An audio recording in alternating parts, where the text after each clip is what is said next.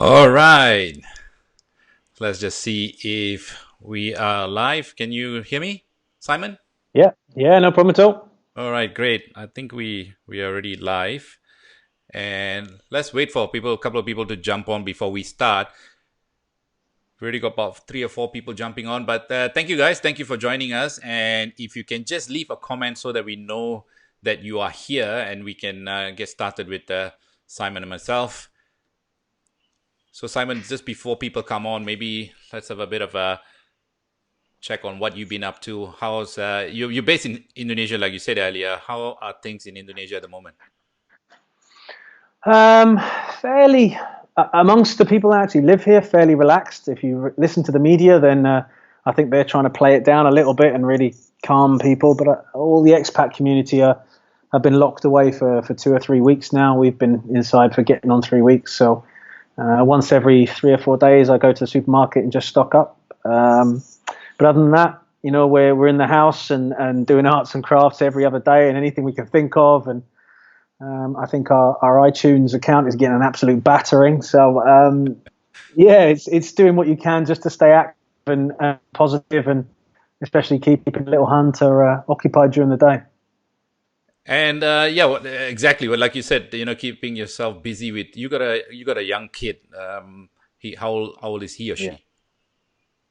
He is 3 on Sunday, so probably not the best birthday he's ever going to have. But bless him, he's sticking it out. He has there's a little change in behaviour. We can see a little change in behaviour. Bless him, he's a little bit frustrated. He can't go and see his friends, but yeah, just trying to keep him occupied and upbeat most of the time. Do you have to kind of explain to him exactly what's going on now, or he's too young to understand it all?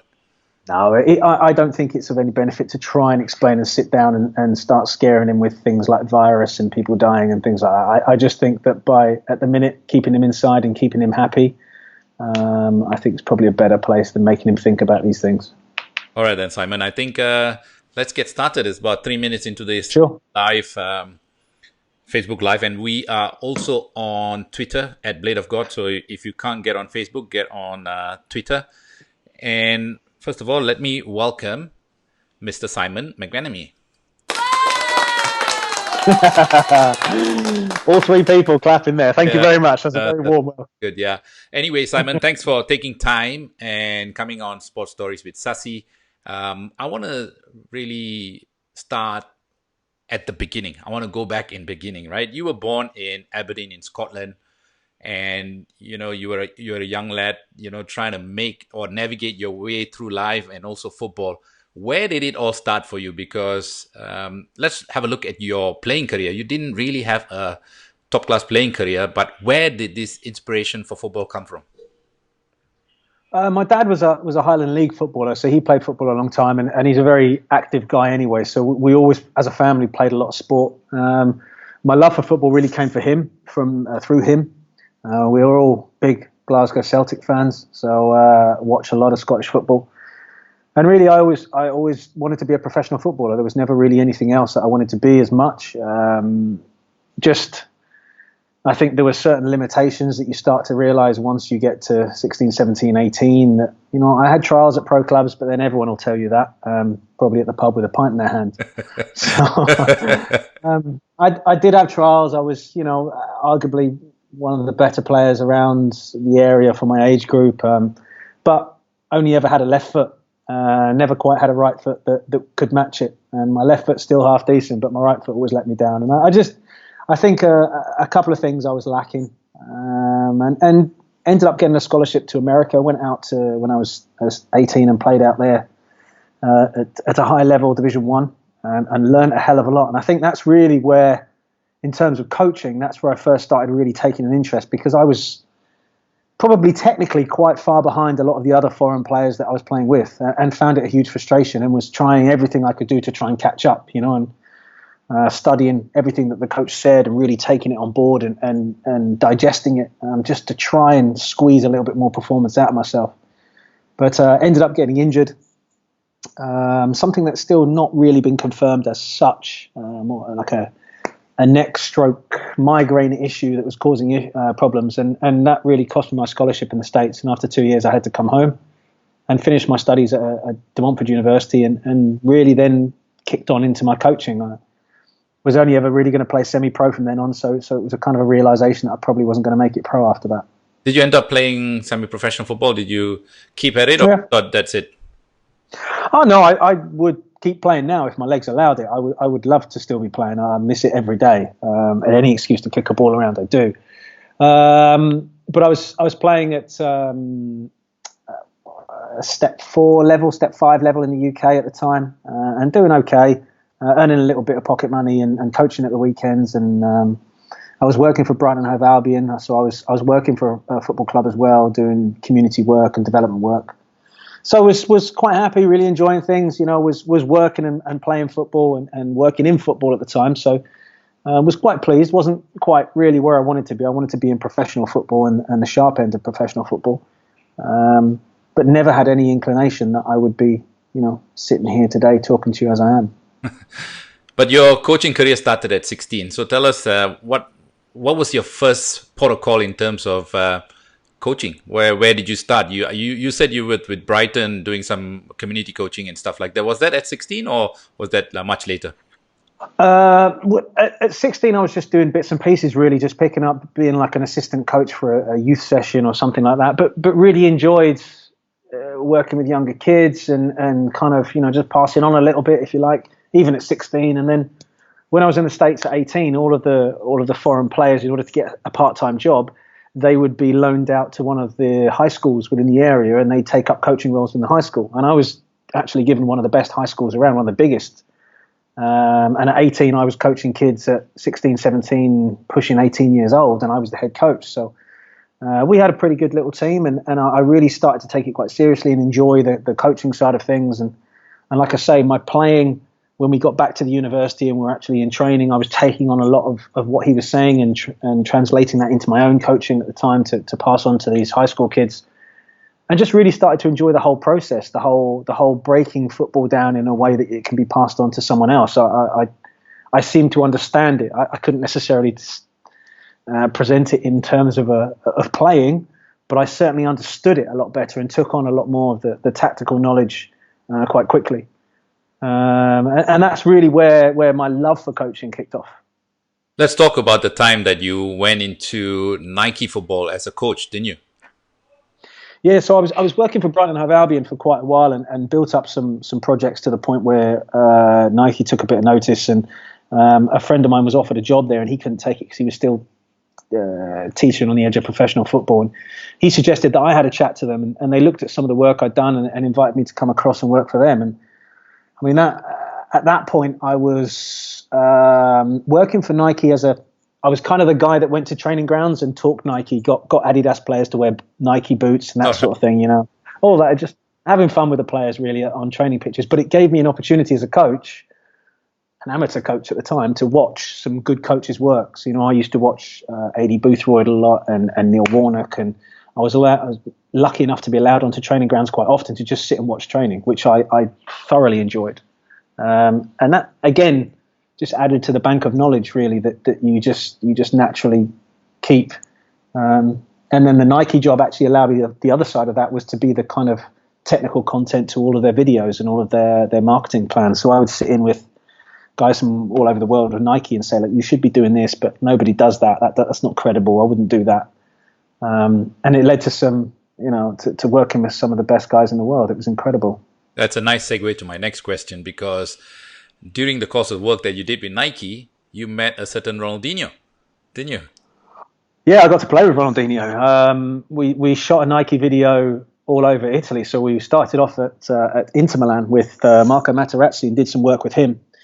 And then Jose Mourinho turned up and said that Materazzi couldn't do any more. And Materazzi, who was a huge, big tattooed guy, ran back to the change rooms like his dad had just appeared. He wasn't having it with Mourinho at all. So we went over to AC Milan and did some work with Ronaldinho, and there was a point during the video where you've got all of the Nike guys lined up on one side of the pitch, and there's just me and Ronaldinho facing each other. And my job was to ping a ball into him, and he would flick it up over his shoulder and volley it into the back of the net.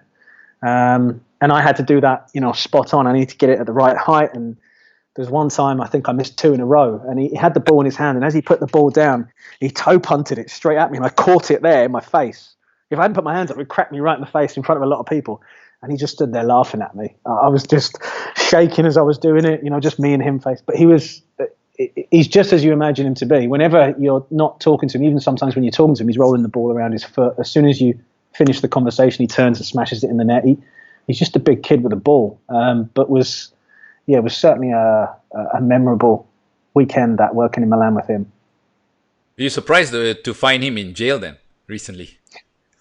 Well, I don't think anyone really truly understands exactly what's going on there. I mean, I go into Singapore and I get recognized as an Indonesian coach. So Ronaldinho showing up anywhere in the world on a different passport, I think, is going to be quite a noticeable issue. So yeah, I don't know what the thought process is. Just before this show, I was doing a pre-record for my weekend show with Neil Mellor, former Liverpool FC player, and the same conversation we had. I was like, Neil, when you and I travel, people kind of recognize us, right, because of what we've done. Let alone Ronaldinho on a fake passport. I mean, like the whole world knows him. So what was did he go in with? Did he have a moustache and glasses on or something like that? I mean, I don't. Not quite sure what he was what he was thinking about. But I met Asis, his brother, and Ronaldinho here in Singapore when they were here for some promotional stuff. But let's move on. Because you've got an amazing story to tell. What happened next, right? What happened next was really, really unbelievable because you were in the Sussex County League. You were an assistant coach, weren't you, at the time? Yeah. So I was with Worthing that were. In fact, I'll probably just go back to a little bit before that. I was working at the weekend, my playing and my coaching. I was a player coach of Haywards Heath Town, which was Division 3, step 9, 10, 11, somewhere down there somewhere. But enjoying it and loving it and just playing for fun. And then proposed to my fiance on Christmas Day and then played in a Boxing Day derby at that level and broke my leg in a tackle. And from then, it just seemed like, I don't know who I'd upset up there, but everything just went downhill. I lost the job with Nike 2 weeks later because I couldn't work anymore. So they put someone else in and just threw money at me. My wife lost her job. She was made redundant as well. And I spent most of 2009 kind of either in a cast or sat on a bed trying to get back into work. I was out of work for 9 months because I'd just been on a training ground in Milan with Ronaldinho. And here I am trying to get a job anywhere, stacking. I applied to Tesco's supermarket to try and stack shelves just so I could get some money coming in. I couldn't do that. And no one would touch me. So an incredibly frustrating and difficult time. And to be honest, I could write 2009 just out of history in terms of what it gave me. I ended up working in an insurance company and spent 10 months just staring out of a window with a cup of coffee in my hand, wanting to be involved in football. And then I was on Facebook just after work one night chatting to one of my ex-players who I used to work with at under 18 level. And he was a current international. And he said, we've just lost our national team coach and we've got tournaments coming up. What are you doing? I said, well, I'm not doing anything. So I'm just I've just finished with Worthing, but I don't, that's quite a big ask. He's like, no, just put your CV in. We'll talk you up. It'll work. So I'm going from assistant level at step 7 UK to, national team number 1. No, just do it. So I put it in and forgot about it. And I told the wife and she just laughed when I got home. And then 6 weeks later, I'm sitting at my desk and I get a phone call. And there's this little Filipino voice saying to me, I have the manager of the national team on the line. He'd like to have a chat with you. Kind of taken aback a bit. And we had a quick chat about philosophy and what my thoughts were, et cetera, et cetera. And I put the phone down. He said he'd call me in a couple of days, and I put the phone down. 2 days later, he called me and offered me the job. And of which I stood up and straight away went in to see the CEO of the company I was working for. It was only a small company. I went in to see him. I said, Ken, I'm really sorry. I'm going to have to leave. I've just been offered a dream job. I just can't turn down. I've got to go to Manila in 10 days' time. He pulled a bottle of champagne out of the fridge and we sat there and toasted a dream job. And went home to tell the wife and she just burst into tears when I told her that I was going to Manila in 10 days' time. And it was only at the point talking to my CEO, he said to me, oh, what's the salary like? It must be quite good. And I realized I hadn't even discussed salary. I had no idea what was going to be paid to go and do the job. But such was the the feeling around being offered a job like that, I just said yes without even asking about any sort of financial requirement at all. So yeah, it doesn't happen often, but it immediately recognised it as one of those opportunities that it doesn't matter what the cost is. I have to give that a go. How can I be a football person and not accept whatever that? I mean, offer me a handshake and a well done at the end of the day instead of a salary, and I'd have probably still taken it. It's just one of those things you've got to do as a football lover. So yeah, 10 days later I was in Manila. I want to talk about, your mindset at that time, because you said that you didn't even think about or talk about the salaries. It was only important for you to, get on the plane and start working. As you know, right now, a lot of people are going through really rough times, and, people lost jobs and, stuck at home. Yeah. The mindset is really important. But how old were you then? 32. 32, right? So I can say it's probably a prime of your working career, so to speak. But you got this big opportunity. Why, like you said, you're a football person, you got to do it. But what was your risk appetite? You didn't ask anyone, you just jumped first, and then you try to figure out along the way. Is it because you had that family support, or it's just the way you build? A lot of people make decisions on the go, and they kind of leap before they even see a safety net. Sure. Did you even think about all of that, or was it really important for you to just back the job first? I'd been sitting for 10 months staring out of a window, applying for anything that had football in the title or the description of anything that came up anywhere in the world. I've always traveled. My dad worked in airlines, so we traveled a lot. So moving around and living in different places after going to America on scholarship and living out there for 2 years, I wasn't intimidated by moving to any country. But yeah, it just came so out of left field. It was not expected in the slightest. And I didn't think about it. I just said, yes, of course, I'd be very interested to take the role. Thank you very much. And then only really started to work out the logistics, and it only really started to sink in when I got home and started talking to my wife. And she started saying, well, when are you going? How long are you going to be? Where are you living? Are you going to get a car? Can I come and stay? I didn't have any answers to any of her questions because, as you said, I wanted to get back into football. And if I turned that down, how could I ever live with myself? I wanted to be in professional football. This was an opportunity that nobody gets these chances. These things don't happen. It was a dream opportunity straight away. So the mindset was, yes, of course, I'll take it and I'll work everything else around it. And that's really where I'm lucky that I ended up, sharing my life with the wife I do, is that she understood straight away what it meant. She understood that I had to do it. And she was only upset that I was, going to be away for a certain amount of time. That was why she was crying. But we've made it work for us. And I was very lucky that opportunity led us to, sitting here talking about it.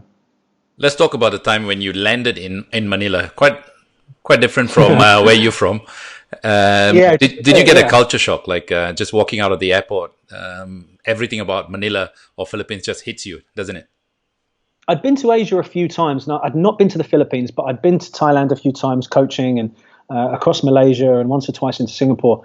But I'd never been to Manila. And I remember stepping off the plane, had all my cases, and I wheeled it out in Manila. And it's all, what these airports are, it's just chaos. Just once you get outside, it's chaos.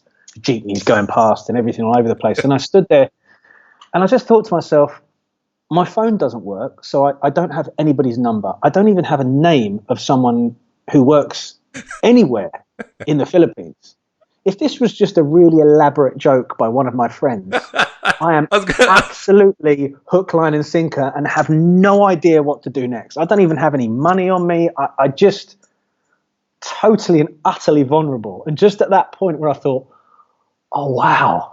Someone just stepped up and said, oh, hello, coach. I'm Ace Bright from the Philippine national team. Do you want me to take your cases? And he actually took me straight to training. They were training at the time, and I arrived and just watched for a little bit. And, I was just pinching myself that, hang on, I'm a national team head coach. Oh, my God, how am I going to survive this? Well, I mean, I've said yes, and I'll work it out. But the reality of it was sinking in very quickly. And then a day later, I took my first training session. I took training 24 hours after I arrived. Let's talk about, just before we go there, we've got a couple of comments from Twitter as well, people watching on Twitter. The Bola Bola show, they're saying Philippines national team undergoing tremendous change, and now They also said that the miracle Hanoi game. Can you share with us what was it like? We'll get to that. We'll get to that. I've got Yeah, we'll get to that. We'll get to that. But I want to, what I want to talk to you about is you turn up on the first day of training. Here's a guy. I'm pretty sure that the players by now, haven't been a player myself. The new coach comes in. You kind of do your research, talk to people, make a few phone calls.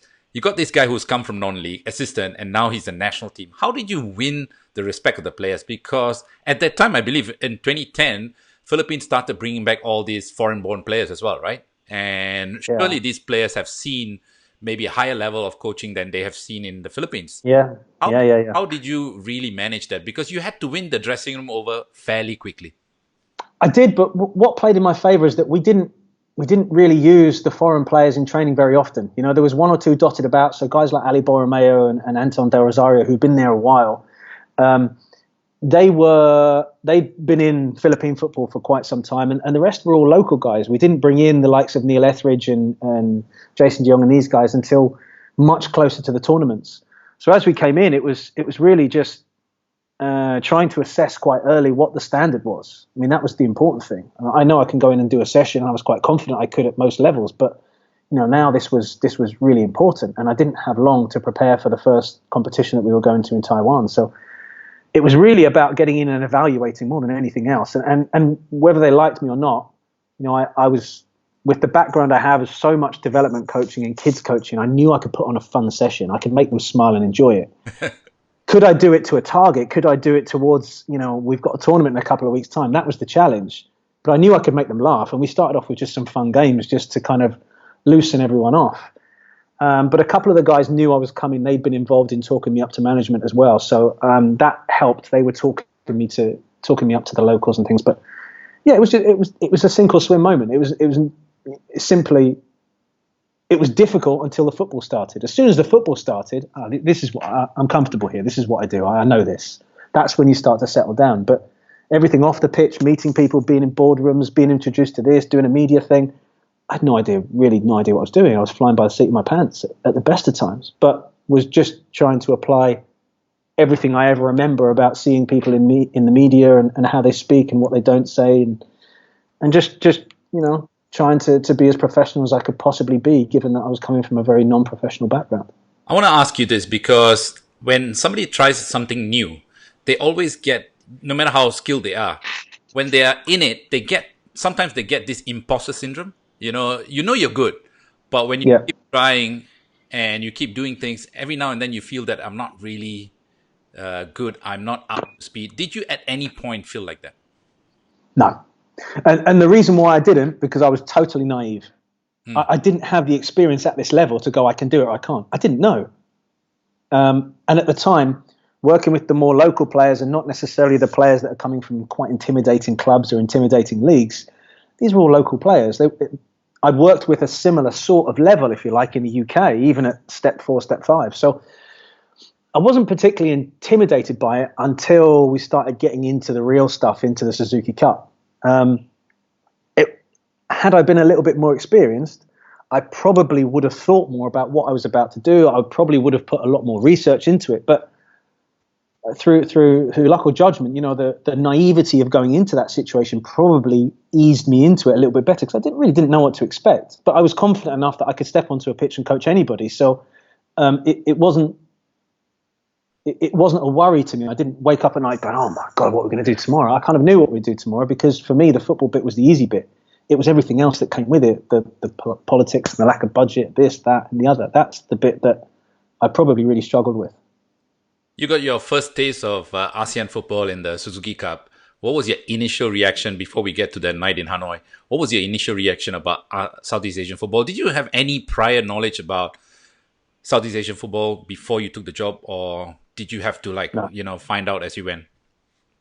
I watched a lot of videos and a lot of YouTube clips, and anything I could get my hands on, I watched. But again, if I was to redo it now, I'd probably do it very, very differently from how I did it back then. I was watching games, and now I understand the professional process to preparing for a game, both at club level and national team level. Set pieces, watching the attack, how do they attack, breaking all these things down, in the normal way that a coach would in preparation for a game.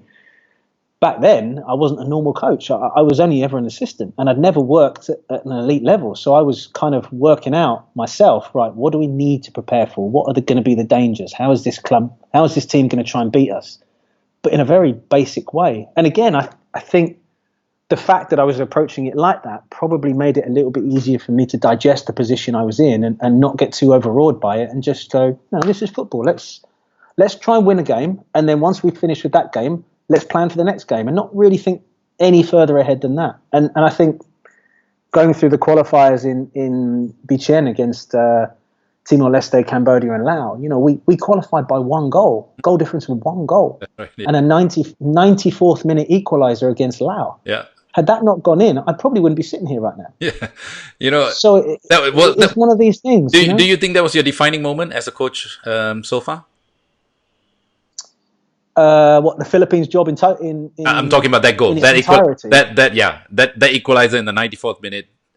Has that kind of been the cornerstone of your career? Because if you had not qualified, I suppose you'd be sacked and you'd be sitting back in the UK now.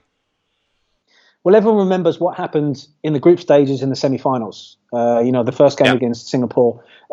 Everybody knows and has their own views on it. But the game against Cambodia, we drew. The game against Timor-Leste, the first qualifying game, we won 5-0 and played well and gave us a bit of confidence. We played a very different game in that qualifying to when we actually got into the group stages against the Singaporeans. And we had to adapt tactics. But that goal, I think everyone involved in the team, and I still talk to guys quite often about it. That's a very, very underrated goal for the Azkals. That not gone in, Cambodia would have qualified for Suzuki Cup, and we'd have been just going home, and it would have been, maybe I'd have still been in the job, because if it would have just plateaued, and it's just a little bit like a caretaker, just seeing it through. But the fact that it did go in, and it was probably a 75, 80-yard hump from Neil Etheridge right into the penalty box. No technique about it in terms of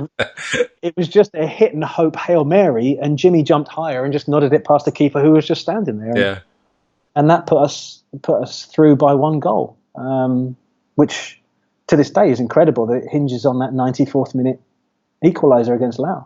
Let's talk about December 5th, 2010, right? They call it the Miracle of Hanoi.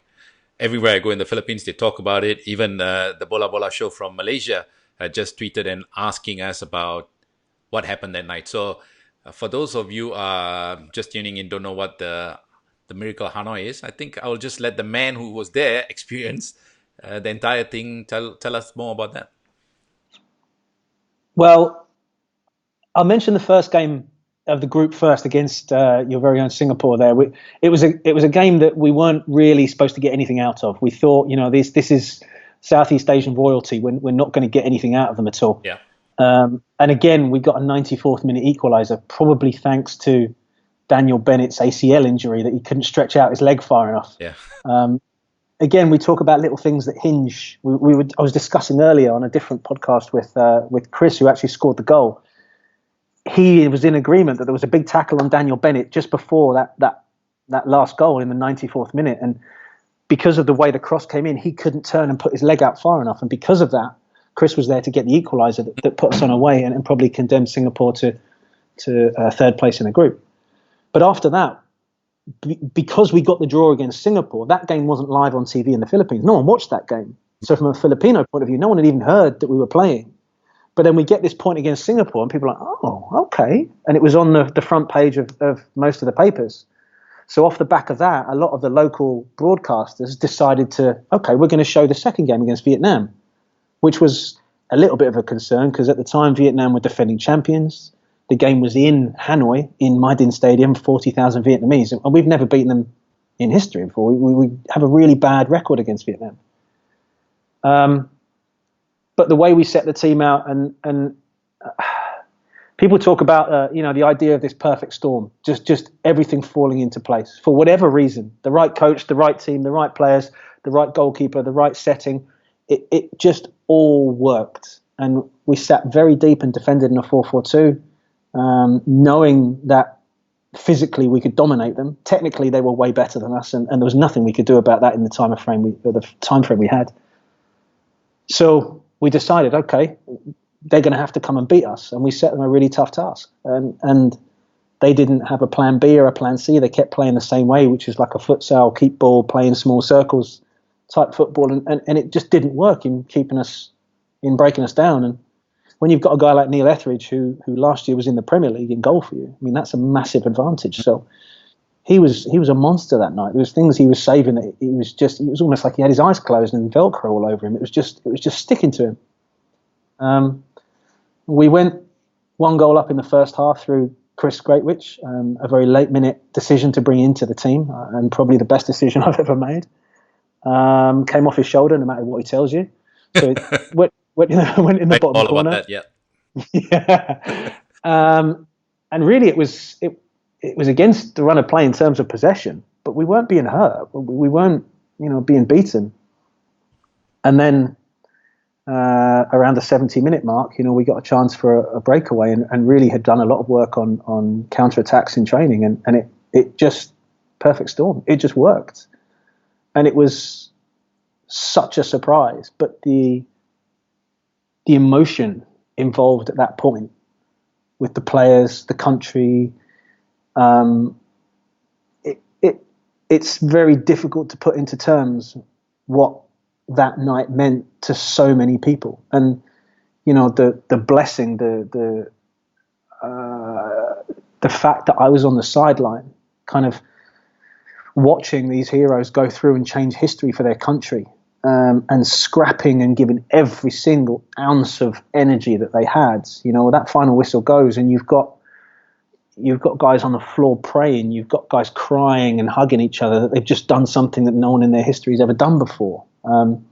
Was a very, very proud moment, and I remember reporters asking me how the hell I just did that, and I didn't have any answer. I was just floating around. It wasn't real. We'd done what we'd just done. And the Vietnamese coach, I went over to him, and the one thing I hate as a coach, when you lose, the other coach comes across and he's bounding across with a big smile on his face. Yeah. So I was very aware of that we'd just done something pretty special, and I was really trying to contain it. And I walked across the Vietnamese coach and I held my hand out, and he did this. He waved me off. This is not football. I feel sorry for your country. This is Henry Callisto, right? The Portuguese. Yeah, and it cost him his job. Yeah. It cost him his job. The Vietnamese people are tough people, but respectful. And they didn't like that one little bit, and he was sacked a couple of days later. But what frustrated me about that was that he'd just seen 11 heroes change history for their country, and yes, it cost them 3 points. Mm-hmm. But not once did he ever say, "Do you know what? Well done, guys." It may not have been how I want to play, but incredible performance. And that was what I was really impressed with Radi Avramovic about. When we drew 1-1 with Singapore the game before, he came across, put his arm around me, and he said, "Hey, you deserve that. Well done. You deserve that." So this is the two characters. One massively disrespectful, the other one, a football person, professional, and understood it. But one story that I probably have to share about that whole night in Hanoi was that Phil Younghusband was far and away our most dangerous player, and was for a long time for the Azkals, and is probably one of the best known players. He managed to get food poisoning the night before, and he didn't sleep. I think Alexander Duric had a similar sort of thing. He didn't sleep the whole night before the game. He was up, throwing up all the time, and he was actually hooked up to an IV at one point during the night. And he's given me a headache at breakfast, and I'm thinking, well, we've got a bare 11. I'm not sure how this is going to work out. And he kept telling me, I'm going to play. I said, Phil, there's no way you're going to play. I'm going to play. Phil, listen, just relax. It's your health. And right up until an hour before kickoff, he was adamant, I'm going to play. He'd not really eaten anything. He'd not slept. To this day, I have never, ever seen a performance like that by any footballer at any level. Really? To get through a game and have such an influence to score that last goal. You watch it on YouTube and you see his reaction. He's just drained. He went to run to celebrate and he's got nothing left. He gave everything. And when I subbed him on 70 minutes, he walked straight off the pitch, gave me a high five, went straight into the dressing room and started throwing up in the toilets, and continued to throw up for the next hour and a half. He wasn't a part of any of the celebrations. He couldn't get involved. He was sick all that night until the next morning. It started to clear up. It was superhuman, for want of a better phrase. I've never seen a performance like that. Hero, an absolute hero. We've got a question from the Bola Bola show. They said, subsequently, you guys actually played Indonesia in the semi-finals, but you lost 2-0. But the question here is from the Bola Bola show. They said, I'm just pulling this up now on the screen. In the semi-finals against Indonesia, in the second leg played in Manila, do you reckon the Ascals could have turned it? If the second game was played in Manila? If yeah. I don't know. Really, I don't know.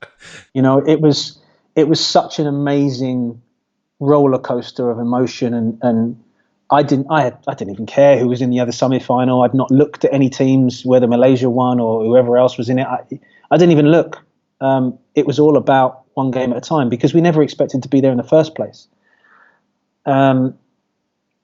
With those two games, you know, they were played in front of a home crowd of 90,000 people. And I've talked to the boys, like I said, I was talking this morning.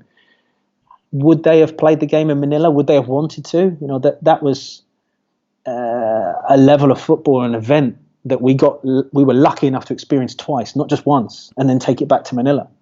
I know Alfred Riedel, the Indonesian coach, was very keen to go to Manila, because he said to me at breakfast in the hotel, he said that you are one of the most disciplined and best defensive sides I've ever seen play from Southeast Asia. You just you just won't be beaten. You won't have it.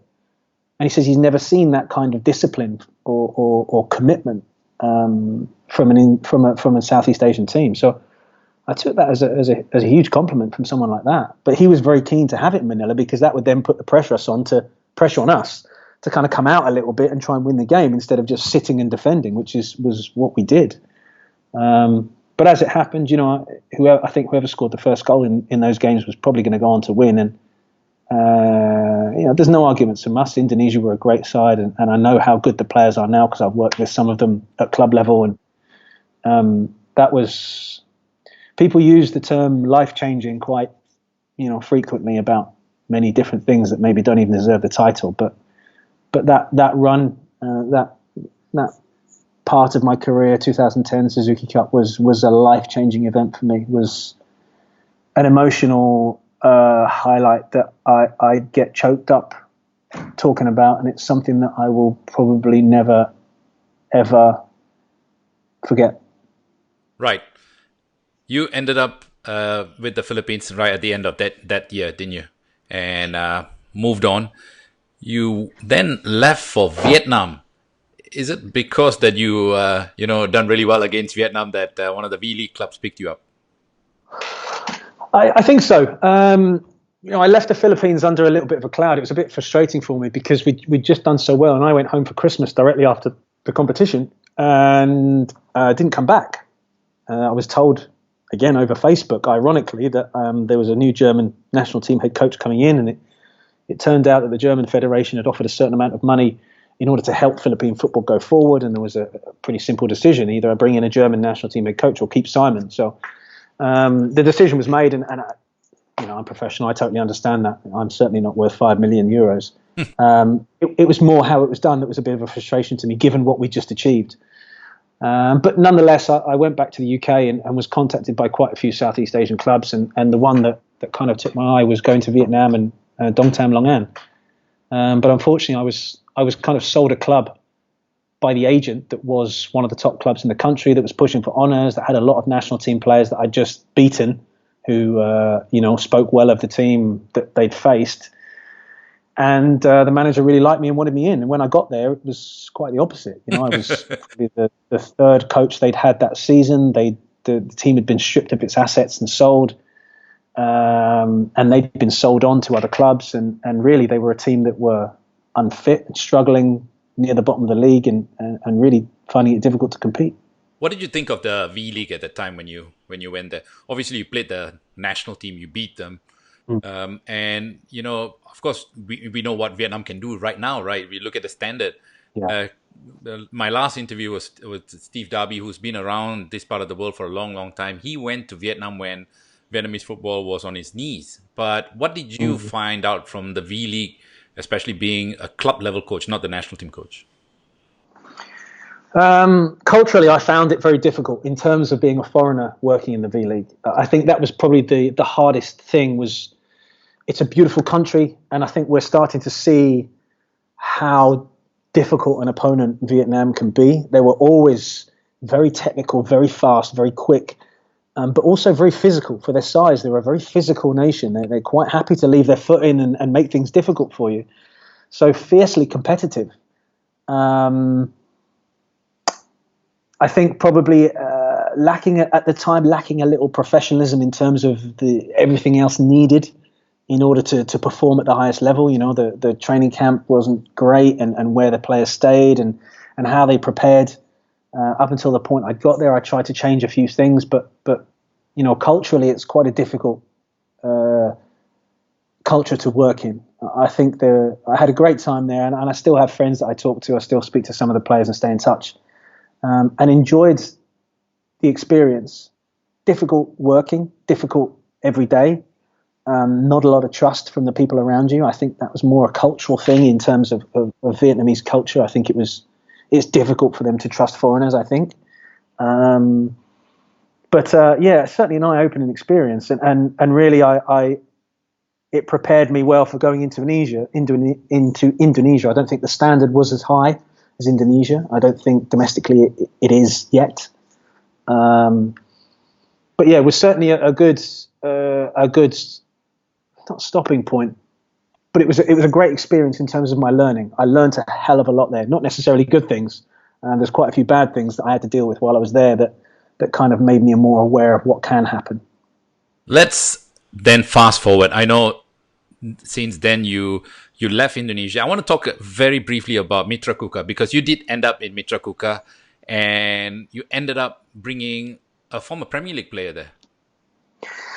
Yeah, so when I arrived, they'd just been promoted to the top league, and the owner was very keen to spend a bit of money on the team, and he'd gone out and bought a lot of the internationals that had played against the Philippines in that Suzuki Cup. And he was very keen to sign a marquee striker. And when I first arrived, he told me, right, we are going to be signing El Hadj Diouf. And I thought, oh my goodness me. Firstly, you know, we're in the middle of the Borneo jungle, so the training facilities are difficult. It's a good stadium, but the training facilities weren't great. The living was difficult. You know, it's town and village living in the Borneo jungle. It's not big cities. So bringing someone who is notoriously difficult to handle, even in the Premier League, to the Borneo jungle, I was having nightmares about it. And I tried to convince him of, listen, this isn't a good fit for the team. Let's look at someone else. Just to let you know, I did an interview with Neil Mellor, right? And he played for Liverpool. He had some great teammates. One guy he picked out that he didn't get along in that dressing room. Guess who? El Hadj. Yeah, of course. You know, when a player moves from club to club to club to club, and it's the same story wherever he goes, there's no smoke without fire. And I was having nightmares about trying to deal with this guy. You know, I was new to Indonesia. As it was, I knew they'd spent money. So within the squad, we had some good 17-year-olds. We had some locals. We had national team locals. And then I had marquee foreigners. I had a guy a Cameroonian defender, Pierre Njanka, who played in the World Cup and scored against Austria, who was 37. And at the time, I was 34. So he was 2 years older than me. And there's me coming in as head coach. So I already had enough on my plate.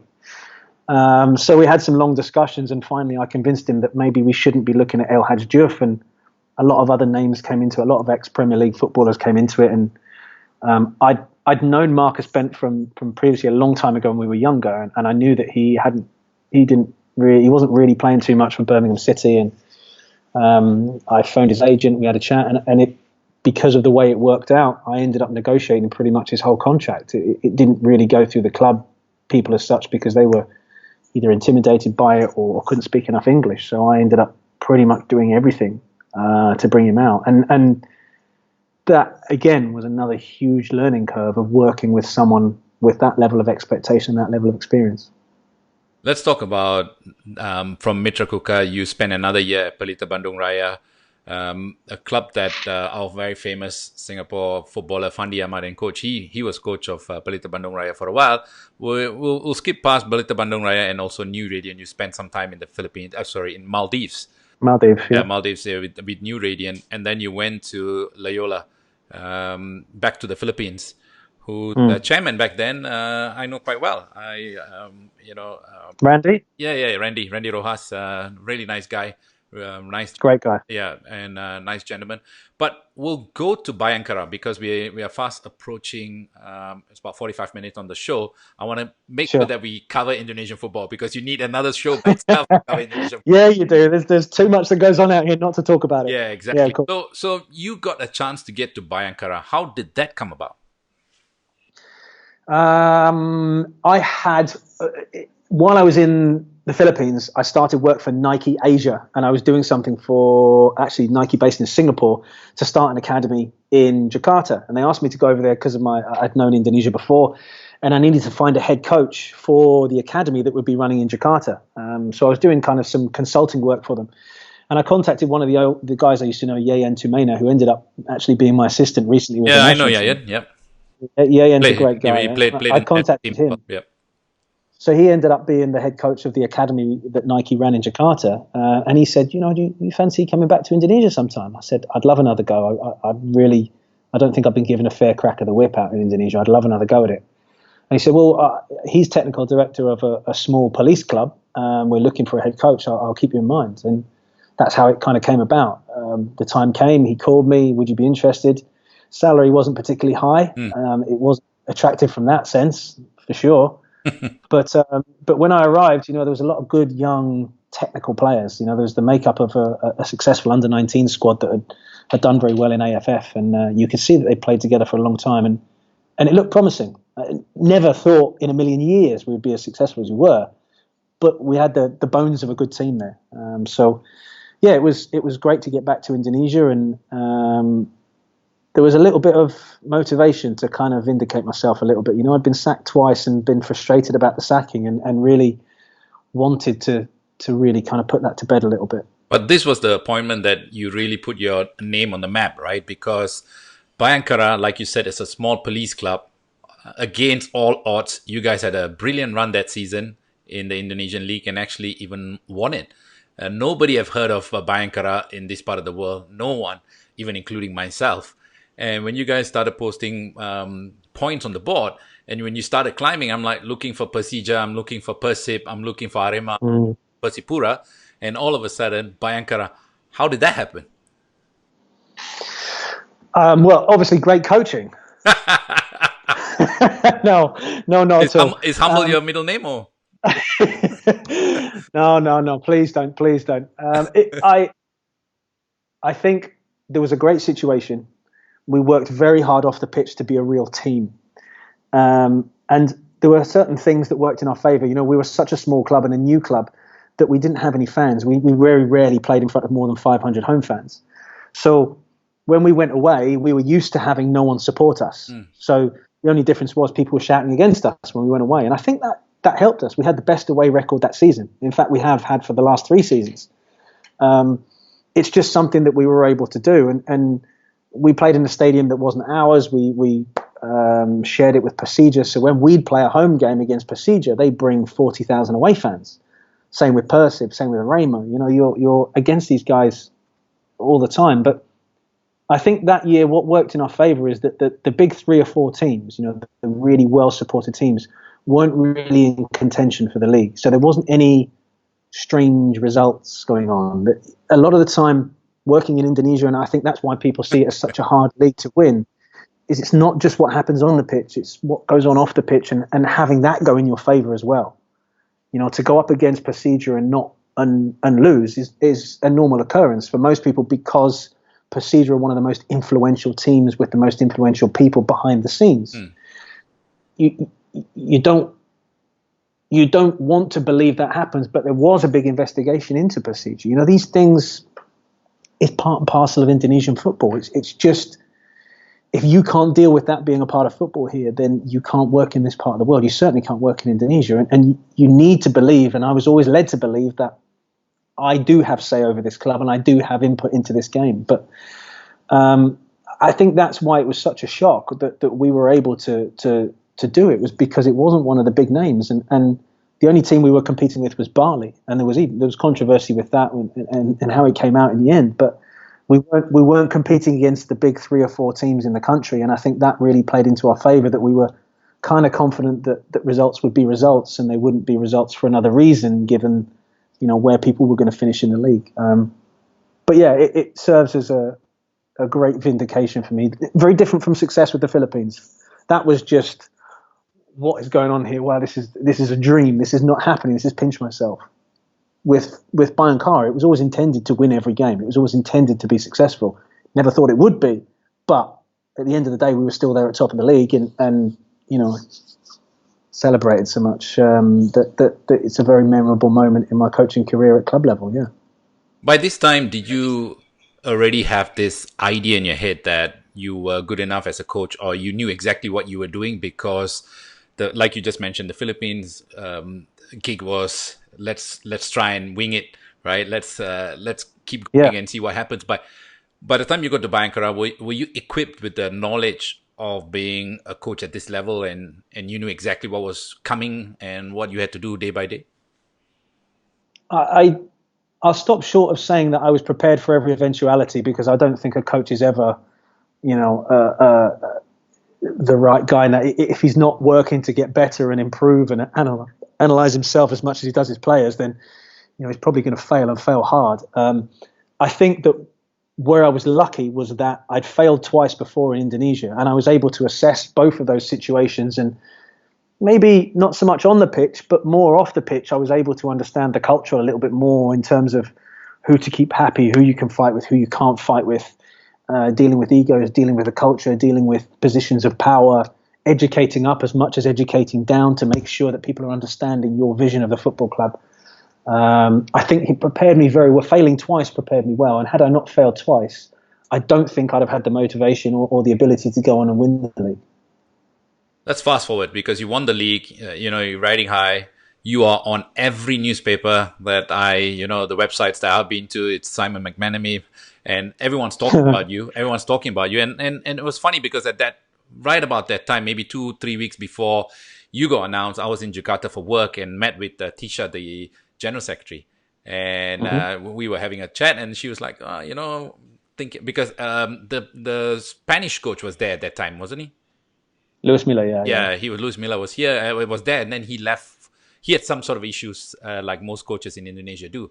They had some. That was you that said that, right? Let's just make sure you said that. You're safe. Yeah. Said that, I'm still here. You're still there. No problem. But at that time, we started talking about yourself, and it was quite clear that Indonesia was ready for a young coach like you, someone that has been around in this Southeast Asia for a while, understood the culture, and of course, by that time you already backed up your credentials with winning with a relatively unknown club. It's great to win leagues with Persija, Persib, Bali, Arema, Malang, but you've done it with Bhayangkara, right? So when was the first time that you actually knew that, hey, I could be here for the big time? Well, as you're always watching the developments with the national team, and I'd always fancied a crack at the Indonesian national team because of the power of the job and the influence it has. And I was very lucky with the Philippines that I was able to influence football on a national scale. It would be one of my proudest achievements. So the ability to do it, albeit be a harder job in an already established football country, but to try and kind of figure out the jigsaw that is Indonesian football, and to try and put the pieces together in the right way, it was a huge attraction to me. A difficult job, but a real test. And I'd been sacked twice. I'd won the league. Club football didn't really have anything more to offer me other than probably being relegated, and I don't really want that on my record. So the national team or leave the country was going to be the next step forward. And at the time, I was actually, after we won the league, I went across to Chonburi, and I was talking to the owners of Chonburi. They invited me across and showed me around the training grounds, and for whatever reason, that didn't quite pan out. But there was always interest from other clubs, and I came to the end of my contract at Bhayangkara. After the second year, we followed it up with a third place finish, which again was, in technical terms, was probably harder than actually winning the league, because then you're not a surprise to everyone. Everyone's gunning for you. So to kind of slip into that third place on the very last day was probably as technical as an achievement as winning the league.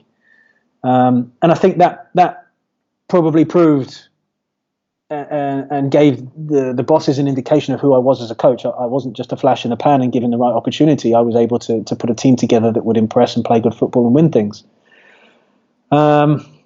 So at the time, I was actually talking to Bali United, if I'm totally honest. Mm. We were having discussions there, replacing the coach that they had, and it was we were having dinner, and all of a sudden the national team contacted and said, we would like to talk to you about becoming the national team head coach. And from then on, it was only one idea in my head, that I wanted to be the national team head coach of Indonesia. It's a massive job, still is a massive job. One of those kind of, some would call it a poison chalice, some would call it a massive challenge, depending on whether you've been there before or not. A very, very difficult job to do, but one that I relished and went into with my eyes open and fully aware of all the challenges that I faced. I want to just at this point mention that, there are coaches that go all their lives, maybe 20, 30, 40 years coaching, never get a crack at the national team job, right? Doesn't matter what they do. I know of a coach here in Singapore, won 4 championships. Right now, he's coaching youth. I won't mention who, but people know he's coaching youth football. But yourself, I mean, your story to where you got to the Indonesian national team job after taking the Philippines, after winning with the unfancy Bhayangkara, surely you must have some sort of talent, right? You can't run away from results. As someone who played the game and won championships, championships don't lie. Right, they don't lie. It doesn't matter how good or bad you are on the pitch, but if you're part of a championship team, you're a champion. You took the job in Indonesia, knowing well that what is there to come, right? Because the day you signed is the day you actually got sacked. Yes, right.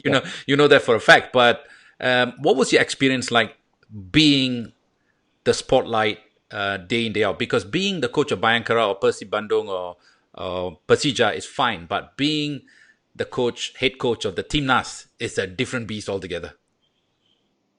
Yeah, it takes things to a whole new level, and again, it was something I went into with my eyes open. There wasn't any surprises. That if you're successful, you're going to be loved, and if you're not successful and you don't win games, then you're going to face backlash, and not just face backlash from 500 fans. You've got 247 million who all think they know football. So, the wages that you're making are fairly substantial in terms of, putting your career on the line. But it wasn't something I could turn down. I'm very proud to have accepted the challenge, and it started very well. I'm the first foreign coach to win his first game, and we won it away from home as well. So it started well. And, it's very kind of you to mention talent, but I think, and I'm speaking honestly here, I think there are a million coaches out there who are better than I am in terms of knowing the job. I don't profess to be some fountain of knowledge about, the ins and outs of every formation there's ever been. But I think what I am good at is understanding the situation that I'm coming into, adapting to the culture, understanding the culture around it, and building a team. I think man management, I'd like to think, was probably one of my strong points in dealing with egos and problems and issues and players going back to Mitra Kukar days, from Marcus Bent to Pierre Nijanka right down to 17, 18-year-olds, and you've got to design one training session that everybody gets something out of. I think that prepared me very well for dealing with some of the trials and tribulations of being at that level. But there is a huge amount of pressure on the Indonesian national team head coach. And the previous Spanish coach before me was only tasked with dealing with the 23s. And he was proclaimed some kind of prophet that he'd managed to put a team together that did okay, not quite, hit targets, but still did okay. And I was the poor man's choice, unfortunately, coming into the job. Not that detracted from my pride in the job or my motivation going into it. But it's a massive, massive job. And with respect to Singapore and Vietnam, and there are some more established leagues that make it easier. The league works hand in hand with the national team to allow things to happen. That training camps are allowed to happen. You have access to players. With respect to the ASCALs, they've got the world of Filipino, heritage players to choose from, and they make full use of it. With Indonesia, it's tricky. It's you're working with a culture where ego and money play a big part, and having to deal with club owners and trying to get the players away from clubs is a struggle all of its own. And it starts off well, but as soon as you start facing a bit of opposition and it they might be away for a league game, or they might be this, and there's the risk of injury. Well, we don't want to send them now.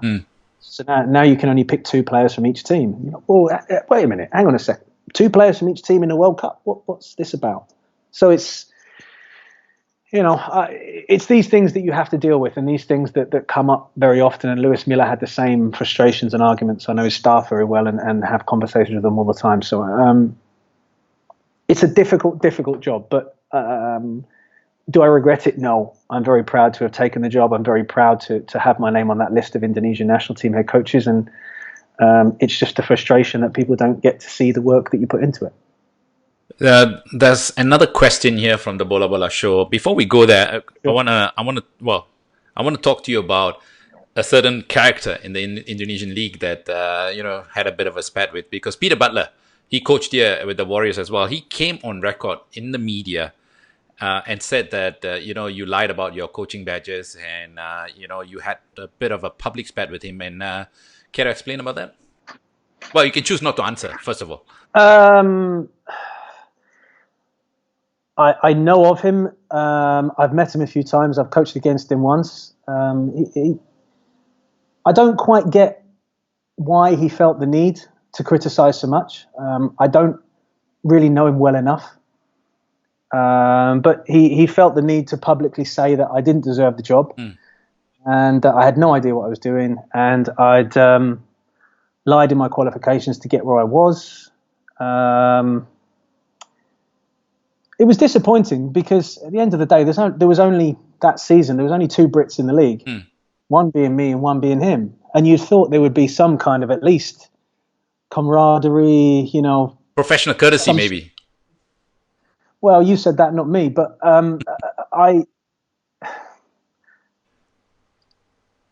he knows how to play the game. He knows how to put his views across, and there will always be a reason for doing that. But I'm not one to play silly games like that. I know that I haven't played 400 times for West Ham, so I am the one that is always having to prove myself constantly, and always having to learn from the failures that occur to me, because I have to go out and be positive and be confident every time I go onto a coaching pitch, because I'm not an ex-West Ham Premier League footballer. So, listen, it's just noise for me. It's just criticism in the background of someone who doesn't have the opportunities that I've been given. And for whatever reason, he feels the need to stand on a soapbox and talk about it. I don't feel the need to rise to it, and I certainly don't feel the need to bite. Let's move on from there. Well said. Question from Bola Bola Show. Where did it all go wrong for you with the Timnas? Or which player from Malaysia impressed you the most? The frustrating thing for me was the draw. When that draw came out, new coach coming in, the national team hadn't really done anything in the last 2 or 3 years. It had all been about the under-23s for the Asian Games. So me taking the job on, it was a 2-year project, and really the aim and where I was looking to kind of get to was get the team at a point where we could be competitive in AFF 2020. That was the goal. That was where we were going to be measured. Was I successful or not? When the draw came out, that measurement, that time of being assessed was moved forward nearly a year and a half. From being ready to play against Thailand, Malaysia, Singapore at the end of 2020, all of a sudden we're now preparing to play them in June, July, August, September, where I'd had minimal contact with the players. And as we'd started some new ideas.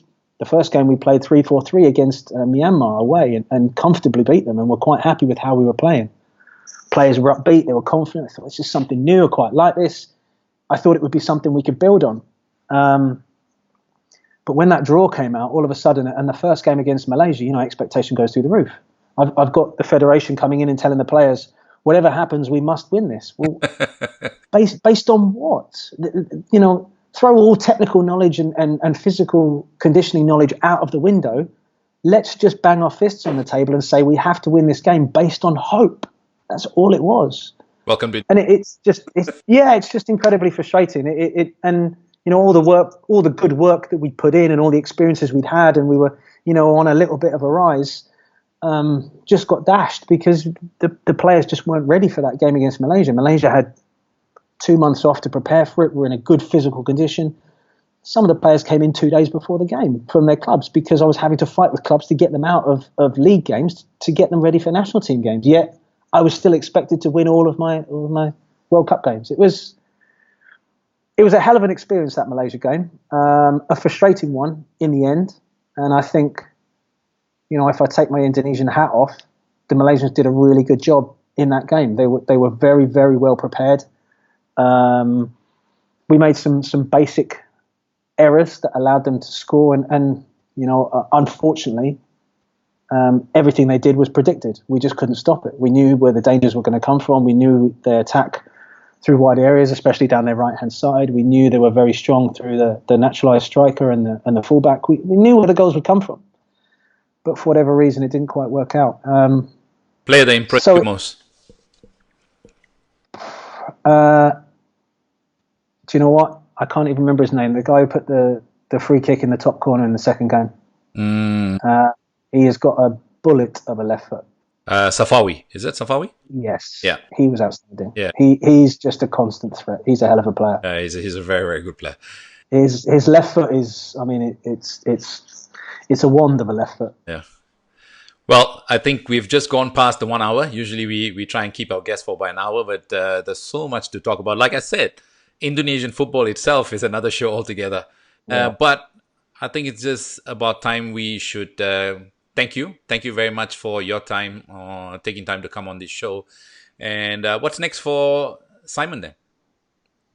Well, at the minute, I'm kind of taking a bit of time to just decide what I want to do and where I want to go next. I've been very kindly invited by Fox Sports to get involved with their broadcast. So I've just signed a year's contract with them in being a pundit and working on commentary.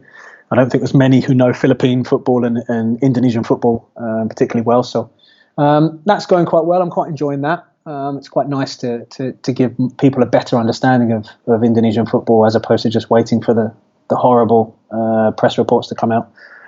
So enjoying that at the minute, but keen to get back into football. But waiting for the right job this time as opposed to jumping into the first one. I think I'm lucky enough that I can have that situation right now and just see what's best for me and my family moving forward. Be honest with you, this last job just took a lot out of me, and I needed just a little bit of time to recoup, recover, and pick the next job.